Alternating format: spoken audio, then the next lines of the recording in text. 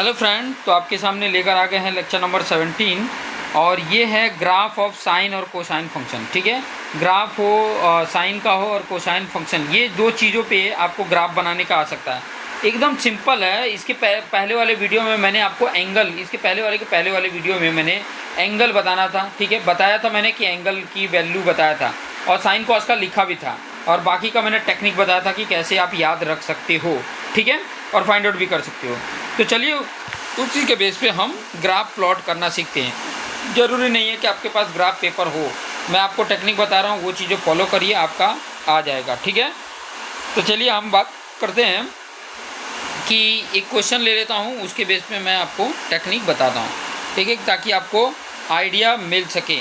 जैसे बोला है कि द ग्राफ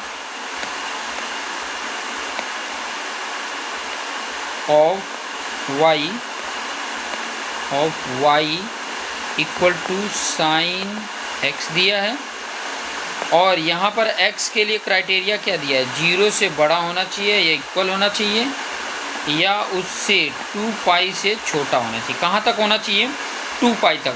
ध्यान रखेंगे तो आपकी वैल्यू एकदम करेक्ट आ जाएगी, ज़्यादा दिमाग लगाने की ज़रूरत नहीं है। कहाँ तक फाइंड आउट करना है वो चीज़ें मैं आपको बता दूंगा। ठीक है, एक्स एक्सिस की बात कर रहा है, एक्स की वैल्यू कहाँ से 0 से लेकर 2 पाई तक अगर रखते हो तो y की वैल्यू क्या आती है, यहीं पे पता चल रहा है। x बता रहा है x एक्सिस को, y बता रहा है y एक्सिस को। तो मैं आपको ड्रॉ करना सिखा देता हूँ। ठीक है, सबसे पहले क्या करना, यहाँ पर ये ले लेना, एक सीधी लाइन ले लेना। ठीक है, फिर उसके बाद आपने क्या ले लेना, एक ऐसे लाइन ले लेना। ठीक है, एक इस तरीके से आपने सीधी लाइन ले लिया। क्लियर हो गया? अब आपने थोड़ा सा ध्यान देना है।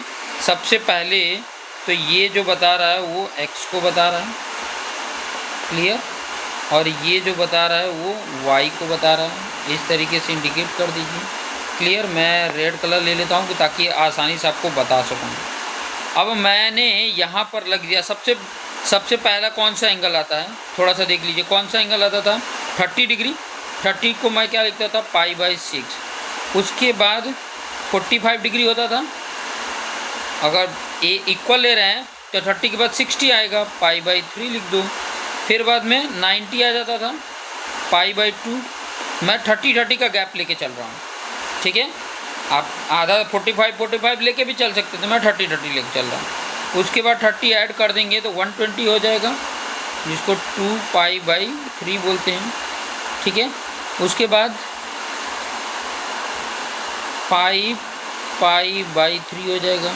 उसके बाद आपका पाई हो जाएगा। कहाँ तक जाना है? 2 पाई तक। सेम ऐसे ही। ठीक है, जितना कम लेंगे उतना ही थोड़ा सा। 7π/6, वो भी मैं टेक्निक बता रहा हूँ, ये क्यों मैं ऐसे इस तरह लिख रहा हूँ। 4π/3, फिर उसके बाद से 3π/2। ठीक है, फिर उसके बाद 5π/3, उसके बाद 11π/6, और उसके बाद आ जाता है 2 पाई। यहाँ तक है हमारा। अब देखो, इसको अगर फाइंड आउट करना है किस तरीके से, तो सिंपल सा आप चाहो तो यहाँ पर ऐसे लिख सकते थे। पहला 30 डिग्री है, फिर 60, फिर 90, ठीक है, फिर 120, फिर उसके बाद से 150, फिर उसके बाद से 180, फिर उसके बाद से 210, फिर 240। ठीक है, 1 मिनट, 240 है। ठीक है, फिर उसके बाद मैंने यहाँ लिख दिया 240, फिर 270, फिर 300, जैसे लिया गया वो बता रहा हूँ। फिर 330 आएगा और फिर 360 आ जाएगा। ये आपका 2 पाई। देखो ये 2 पाई, और यहाँ पर ये पाई हो जा रहा है, यहाँ पर ये π/2 हो जा रहा है, यहाँ पर ये 3π/2 हो जा रहा है। क्लियर, समझ में आ रहा है? अब यहाँ पे देखो, ये π/6 था, इसका डबल कर दोगे तो क्या आ जाएगा? π/3 मल्टीपल कर दो यहाँ पे। ये पहले वाले में क्या करते जाओ, 2 का मल्टीपल कर, मतलब क्या होते क्या है, देखो यहाँ पर 2 किए, ठीक है, फिर इसमें 2 कर दो, 2 का नहीं, यहाँ देखो पहले वाले का डबल है, फिर बाद में इसमें 30 ऐड कर दिया गया, मतलब 3 का टेबल पढ़ा गया है, 3 का ही मल्टीपल है ना। अब पहले वाले में 3 का मल्टीपल करोगे तो π/2 आ जाएगा। पहले वाले में 4 का मल्टीपल करोगे तो 4π/6 करोगे तो क्या हो जाएगा, 2π/3 हो जाएगा। फिर 5 का करोगे तो 5π/6 कटेगा नहीं तो यही रहेगा। फिर ये तो है ही है, ये 6 बार में हो गया। फिर बाद में 7π/6, 8π/6 कट जाएगा। ये देखो 2 4 जा और 2 3 जा, 4π/3 हो जाएगा। तो ऐसे करके हुए ही हमने यहाँ पर ये अरेंजमेंट कर दिया है। क्लियर। अब यहाँ पर ध्यान देना, मैं दूसरा एक कलर ले लेता हूँ, ये कलर ले लिया और मैं ग्राफ प्लॉट करूँगा। आपको पता है देखो y की वैल्यू मैं यहीं से पता चलेगा, यहीं से x की वैल्यू अगर मैंने 0 रखा तो 0 आएगा, तो यहीं पर है देखो ये 0 है तो 0 हो गया। x की वैल्यू π/6 रखते हैं तो कितना आता है 1/2। 1/2 देखो यहाँ पर मैंने ले लिया इस पर 0.5 और लास्ट ले लिया 1। ठीक है, कितना होता था यहाँ पर आएगा। ठीक है, और π/3 60 होता था, √3/2 होता था। √3/2 जस्ट 1 से कम है, यहाँ पर ले लो। ठीक है, और π/2 की वैल्यू 1 हो जाती है तो 1 के बराबर एकदम ले लो, इसी के ऊपर जस्ट 1 के बराबर। ठीक है, उसके बाद 2π/3 का जस्ट 1 से कम माइनस। ठीक है, जस्ट 1 से कम अगर आप निकालोगे तो इतना ही आएगा। फिर बाद में ये 5π/3 का सीधा कितना हो जाएगा 0.5 और पाई की वैल्यू सीधा 0। ठीक है, इस तरीके से हमारा वैल्यू आ रहा है। ठीक है, अब यहाँ पे पाई से जब कम होगा, पाई से जब ज़्यादा वैल्यू होती जा रही है तो यहाँ पर भी ले लो, ये 0.5 माइनस में है, यहाँ -1, ऐसे ही जाएगा ऐसे ही। देखो फिर बाद में ये तो इधर हो गया, इस पे आएगा आधे पे, फिर बाद में 1 से जस्ट थोड़ा सा कम, फिर बाद में आपका यहाँ पर आ जाएगा सीधे 1 पे, फिर बाद में 1 से थोड़ा कम इधर आएगा, फिर ये आधे पे आ जाएगा और फिर यहाँ पर आ जाएगा। मतलब आपकी वैल्यू बन के जाएगी कैसे, ऐसे, ये वैल्यू ऐसे होते हुए ऐसे बन जाएगी। क्लियर। ये आपको याद रखने हैं किस तरीके से जाएगा, कहाँ तक रेंज है। अगर y की वैल्यू में अगर मैं बताऊँ तो कहाँ से है, 0 से लेके देखो 1 से लेके -1 तक है। ये आपका रेंज बताता है। ये क्या बताता है, रेंज बताता है। जाता कहाँ, ज़्यादा से ज़्यादा 1 तक जाएगा। ठीक है, ज़्यादा से ज़्यादा जाएगा कहाँ पे, 1 जाएगा -1, -1 से लेके 1 तक वैल्यू इसकी जाएगी, -1 से लेके 1 तक। अगर इसका रेंज पूछा जाए, रेंज अगर पूछा जाए तो y की वैल्यू ही रेंज होती है, क्या हो जाएगी, क्या हो जाएगा -1 से लेके। अब देखो इसके बीच में अनेकों एंगल हो सकते हैं, x की वैल्यू अनेकों एंगल, यहाँ पे रखो, यहाँ अनेकों एंगल हो सकते हैं ना, सब एंगल में अलग अलग आएगा। लेकिन आप देखोगे तो -1 भी होगा और कहाँ तक होगा, 1 तक होगा। और ये क्लोज ब्रैकेट क्यों लगाया, क्योंकि ये -1 और 1 शामिल है। जब शामिल होता है देखो मतलब क्या होता है, देखो मैं आपको बता देता हूँ, -1 से बड़ा, ठीक है, क्या है y की वैल्यू, और छोटा है 1 तक। जब इस तरीके का सिंबल लगा रहता है, क्या बताना चाह रहा हूँ, जब ऐसे सिंबल लगा रहता है, ठीक है, ये वाला सिंबल लगा रहता है, अब इसमें छिप गया है, इसमें क्या हो रहा है, छिप गया है। बताने का मतलब है ना, मकसद मेरा कि ये सिंबल जो बात कर रहा हूँ ना, ये सिंबल की बात कर रहा हूँ, ये सिंबल की बात कर रहा था मैं, समझ में आ गया। तो ऐसे सिंबल, जब ऐसे सिंबल रहते हैं तो ये लगाते हैं, जब ऐसे सिंबल हो तो ये वाला क्लोज वाला, जब सिर्फ ये हो तो छोटा वर्ग, ऐसे हो तो ऐसे। ध्यान रहे, ये रेंज आपका यहाँ पर आ गया। क्लियर। इस तरीके से ये ग्राफ बन जाएगा, समझ में आ गया होगा।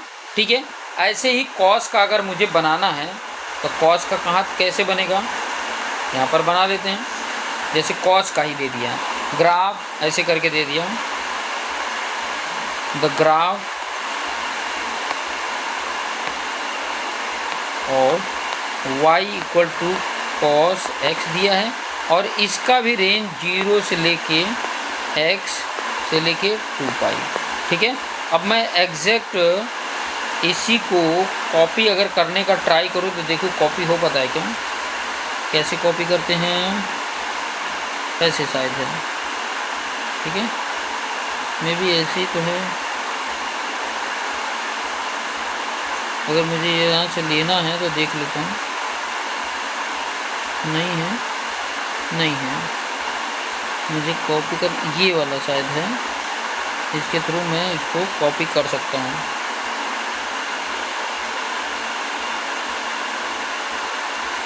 ये हुआ कॉपी। अब इसको मैं क्या करने वाला हूँ, ये कुछ है क्या, कॉपी, और फिर नीचे नीचे ले आऊँ इधर, और यहाँ पर मैं क्या करूँ, पेस्ट करूँ।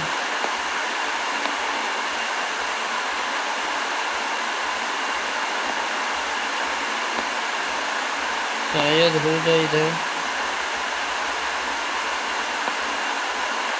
अरे क्या हो गया भाई, ये तो अलग ही बात हो गया। पेस्ट करने के लिए यहीं पे आना पड़ेगा।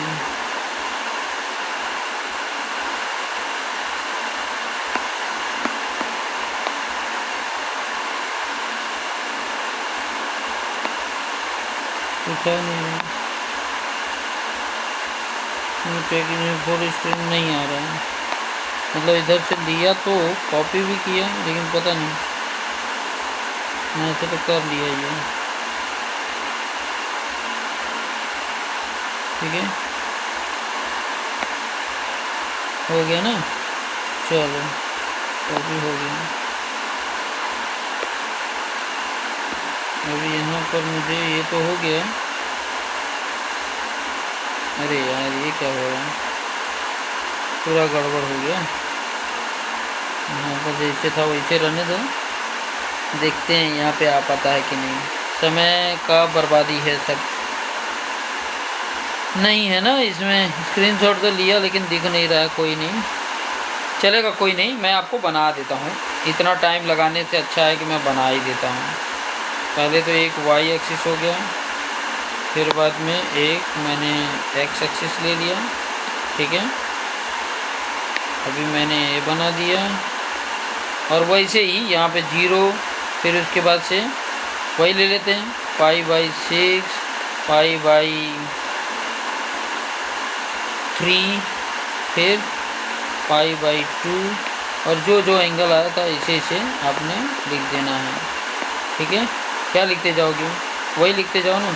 यहाँ पे 6 था, 3 था, 2 हो गया, फिर बाद में इसमें 4 का मल्टीपल किए तो 4 π/6, 5 π/6, ऐसे लिखते जाओ, 6 π/6, 7 π/6, 8 π/6। थोड़ा सा मुझे क्या करना पड़ेगा, इसको अच्छे से करने के लिए क्लियर दिखे तो ऐसा कुछ काम करना पड़ेगा, नहीं तो गड़बड़ हो जाएगा। ठीक है, नहीं तो गड़बड़ हो जाएगा। मैंने जो लिया था थोड़ा सा लाइनिंग सही कर देता हूँ। ठीक है, थोड़ा सा आगे पीछे लाइनिंग हो गई है, मैं एक काम करता हूँ, फिर से निकाल देता हूँ इसको और दूसरी लाइनिंग बना देता हूँ।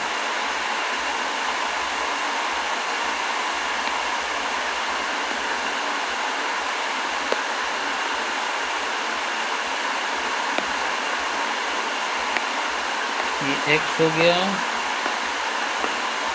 तो इसकी साइज कम कर देते हैं, यहाँ 1 2 3 4 5 6 7 8 9 10 11 12। ठीक है, 12 36 हो गया ना। सीधा सीधा एक काम करो ना, आपने 30 डिग्री लिखो ना, 60 90 120 150 180, इसके नीचे लिख देना पाई लिख देना, ये π/2 हो जाता है। बस यहाँ पे 210 240 270 300 330, यहाँ पे 360, ये हो गया आपका 2π, ऐसे लिख दो ना। अब आपको पता है कि ये 0 जो होता है ना, 0 की वैल्यू क्या होती है, 1 होता है। तो यहाँ मेरा 1 का है और यहाँ 0.5 का है, ऐसे यहाँ पर 0.5 का माइनस, और यहाँ पर -1 है, तो पहले 1 होता है, फिर उसके बाद देखोगे ना, आप ध्यान दोगे कि 90 पे 0 हो जाता है, ऐसे करके कर्व ही आएगा। ठीक है, तो आप समझ लो इसकी वैल्यू ये कि यहाँ पे आई होगी और इसकी वैल्यू यहाँ पर आई होगी। फिर यहाँ पर देखोगे ना, 180 पे जब आएगा तो -1 आ जाता है, ये देखो, तो ये भी कैसे ऐसे कर्व जाएगा। ठीक है, फिर 270 पे जब जाएगा तो ऐसे हो जाएगा, और फिर 360 पे ऐसे करके ऐसे बनेगा। ठीक है, मतलब समझ लो इसकी पॉइंट यहाँ पर, एक पॉइंट यहाँ पर, इसकी यहाँ पर, इसका यहाँ पर, ये यहाँ पर, ऐसे पॉइंट लगा लेना। इसके पॉइंट यहाँ पर आप एंगल भी देखोगे ना तो इसी प्रकार से एंगल मिलेगा। ये थोड़ा सा ऊपर हो गया है आपका, 1 से नीचे ही रहेगा, हाँ ज़्यादा ऊपर नहीं जाएगा। फिर यहाँ पर जाके नीचे गिरेगा, कहाँ पर जाके गिरेगा, आगे जगह पे। तो ये वैल्यू हैं जिससे कि हमें पता चलती है कि उसकी वैल्यू y की वैल्यू x की एंगल रख रहे हैं तो अलग अलग वैल्यू आ रही हैं, ठीक है। तो ये इस तरीके से होता है, आप करेंगे तो आपको आइडिया मिल जाएगा। बहुत ज़्यादा हार्ड नहीं है, मैं इसीलिए आपको बताना चाह रहा हूँ कि हार्ड ये नहीं है, समझेंगे तो आ जाएगा। तो ये कॉस और ये अब देखो जहाँ तक बोले वहीं तक, रेंज जहाँ तक बोला है ना वहीं तक करना है। ऐसा नहीं कि अपने मर्ज़ी से जो मन आए वो कर देना, जितना मन कराए उतना कर देना, नहीं, ठीक है। अब मैं आपको थोड़ा सा बता दूँ, 1 मिनट मैं पेपर ऑन कर रहा हूँ, पेपर मैं ओपन करके और आपको मैं बता देता हूँ, ठीक है। जैसे कि आपके सामने ये पेपर है और पेपर में कहाँ पूछा हुआ है वो चीज़ें मैं आपको थोड़ा सा बता देता हूँ। ये तो गड़बड़ हो रहा है,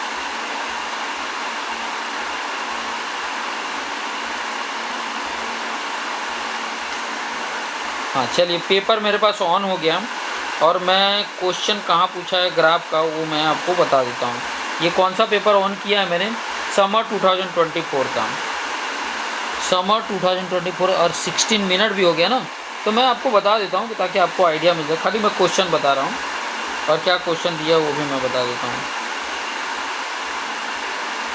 ग्राफ प्लॉट करने के लिए किसने पूछा था, इस वाले में पूछा है कि नहीं पूछा है, इस वाले में शायद नहीं पूछा है, चलो नहीं इसमें नहीं पूछा है, तो एक और पेपर जो है पूछा है ये पूछा है ना। क्वेश्चन नंबर 2 का ए में थर्ड है, क्वेश्चन नंबर 2A का 3rd नंबर का क्वेश्चन है। और क्या बोला है, एकदम सेम ये जो क्वेश्चन ऊपर वाला मैंने बताया ना, ये वाला एग्जैक्ट ये समर 2024 में ये क्वेश्चन पूछा है। क्वेश्चन नंबर 2A में 3 नंबर का क्वेश्चन पूछा है, ठीक है, साइन का ये क्वेश्चन पूछा है। अभी ये मार्क्स का है, 3 मार्क्स का, 3 मार्क्स ऐसे ग्राफ बनाने का मिल जाता है, क्लियर। अब देखो ये पाई वाले में बहुत लोचा होता है तो आप वही कर लेना, 30, 60, 90 ऐसे 30 का टेबल आके बढ़ा के यहाँ पे 2 पाई तक कर देना, क्लियर। तो ये क्वेश्चन पूछा हुआ है, ये थोड़ा ध्यान से आप देख लेना ताकि आपको आइडिया मिल सके, ठीक है।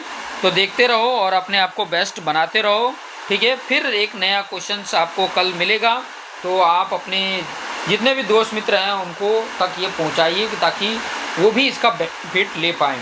हालांकि अभी तक मैं देख रहा हूँ ग्रुप में बहुत कम लोग जुड़े हुए हैं, सभी तक अगर ये मैसेज आए तो सभी भी इसका लाभ उठा सकते हैं। तो देखते रहिए और अपने आप को बेस्ट बनाते रहिए।